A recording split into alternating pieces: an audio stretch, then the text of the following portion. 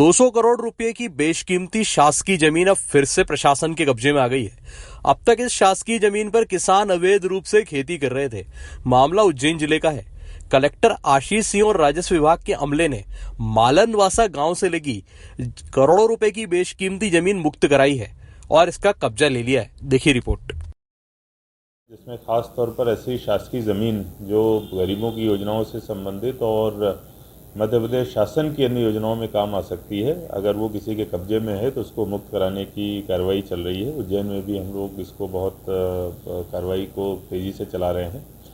इसी के तहत अभी हम लोगों ने पिछले 2-3 दिनों से जो अर्बन लैंड सीलिंग, जो शहरी निवेश वाली जो ज़मीन थी, उस पर फोकस किया है।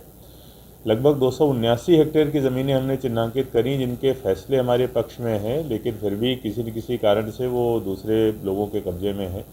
कल भी ऐसी ज़मीनों पर कार्रवाई करते हुए लगभग 77 करोड़ रुपए की जो 12 हेक्टेयर की ज़मीन थी वो हम लोगों ने मुक्त कराई थी। आज हम लोगों ने 47 हेक्टेयर ज़मीन जो लगभग 200 करोड़ से अधिक मूल्य की है उसको मुक्त कराया है।